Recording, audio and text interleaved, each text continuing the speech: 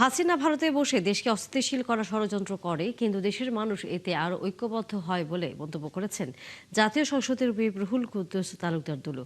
বেলা 11টায় নাটোর সদর উপজেলার হযরতপুর বেগম খালেদা জিয়া মহাবিদ্যালয়ের একাডেমিক ভবন ও রাস্তার ভিত্তিপ্রস্তর স্থাপনের উদ্বোধনের সময় এ মন্তব্য করেন তিনি।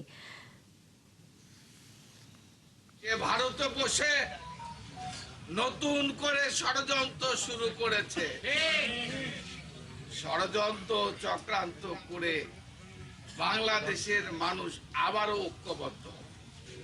চক্রান্ত যতই করেন, ষড়যন্ত্র যতই করেন, যেভাবে বাংলাদেশের মানুষ ঐক্যবদ্ধভাবে আপনাকে দেশ ছাড়া করেছে, ক্ষমতা ছাড়তে বাধ্য করেছে, আমরা আজ এই অনুষ্ঠানের মাধ্যমে বলতে চাই, ওখানে বসে ষড়যন্ত্র চক্রান্ত করে কোনো লাভ হবে না।